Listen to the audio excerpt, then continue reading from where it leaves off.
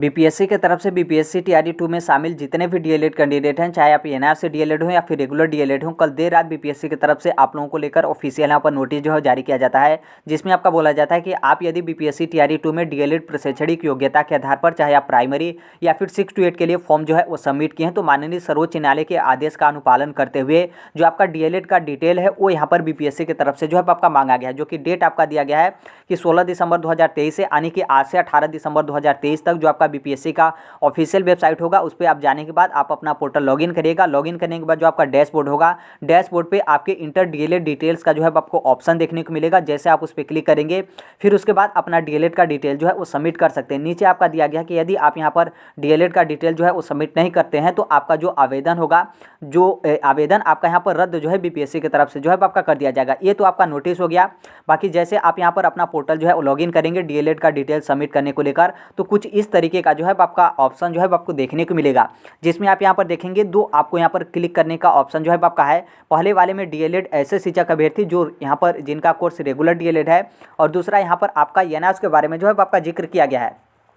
देखिए बीपीएससी की तरफ से ये जो आपका नोटिस जारी करके मांगा गया है वो बेसिकली आपके एनआर से डीएलएड को ध्यान में रखते हुए यहाँ पर मांगा गया है, ताकि यहाँ से आपका क्लियर हो जाएगा कि बीपीएससी टीआरई 2 में प्राइमरी या फिर 6 to 8 में कितने ऐसे शिक्षक अभ्यर्थी हैं जो रेगुलर डीएलएड से फॉर्म सबमिट किए हैं और कितने ऐसे शिक्षक अभ्यर्थी हैं वो एनआर से डीएलएड कोर्स के थ्रू आप लोग जो है फॉर्म सबमिट किए हैं। क्योंकि जब आपका स्टार्टिंग में फॉर्म सबमिट किया जा रहा था तो उस टाइम पर सिर्फ आपका डीएलएड बोला जा रहा था, तो जितने भी एनआर से डीएलएड थे वो सभी लोग डीएलएड वाले ऑप्शन से आप लोग फॉर्म जो है वो सबमिट कर दिए थे। तो यहाँ पर जो भी आपका होगा, चाहे आपका रेगुलर डीएलएड हो या फिर एनआर से डीएलएड हो, आप इन दोनों में से कोई एक जो है आपको क्लिक करना है।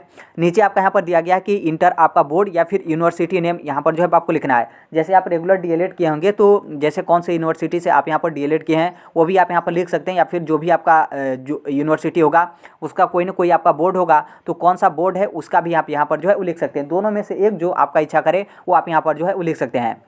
बाकी जो एनआर से डीएलएड शिक्षक अभ्यर्थी होंगे, आप सभी लोग को पता है कि आपका जो एनआर से डीएलएड है वो आपका ओडीएल मोड में था, तो आप यहाँ पर बोर्ड जो है वो लिख सकते हैं। बोर्ड में आप यहाँ पर सिर्फ NIOS नोएडा इतना भी लिख सकते हैं। बाकी आप यहाँ पर फुल फॉर्म आप लिखना चाहते हैं एनआर का तो अभी आप यहाँ पर लिख सकते हैं, कोई भी आप लिख देंगे, कोई यहाँ पर दिक्कत नहीं है।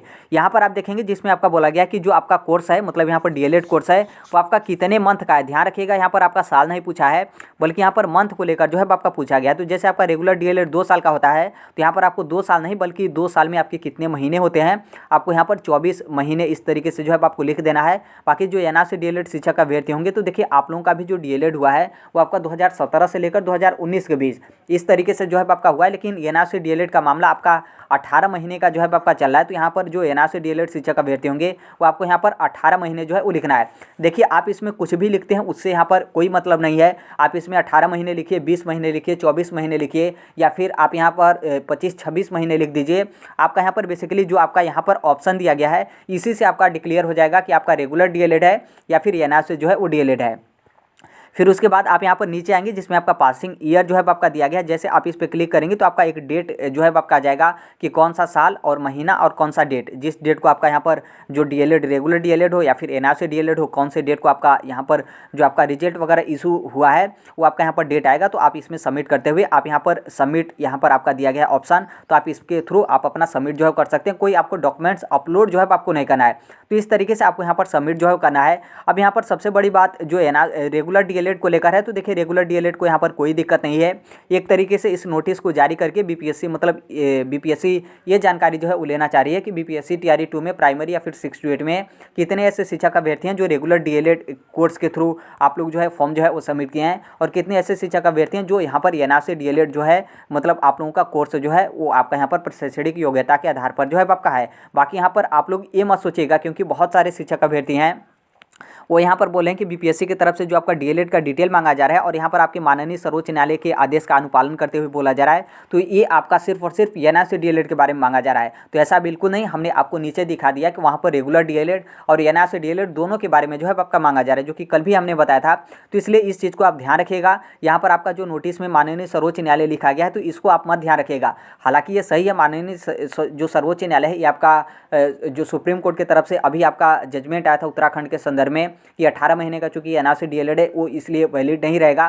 तो वो आपका भले ही मतलब जो कुछ भी मांगा, मतलब जो कुछ भी आपका निर्णय है, लेकिन बीपीएससी की तरफ से यहाँ पर आपका डीएलएड का डिटेल मांगा गया है। तो इसमें सभी शिक्षक अभ्यर्थी, चाहे आप रेगुलर डीएलएड शिक्षक अभ्यर्थी हो या फिर एनआरसी डीएलएड शिक्षक अभ्यर्थी हो, आप लोगों के डीएलएड का डिटेल्स मांगा गया है। तो आप अपने स्तर से जो भी आप एनआर से किए होंगे तो एनआर का डीएलएड जो डीएलएड होगा उसका डिटेल सबमिट कर दीजिएगा। बाकी आप अपना रेगुलर किए होंगे तो रेगुलर का जो डीएलएड का डिटेल्स होगा उसको आपको यहाँ पर सबमिट जो है कर देना है। इग्नोर नहीं करना है, इग्नोर करते हैं बाद में आपका आवेदन रद्द हो जाएगा।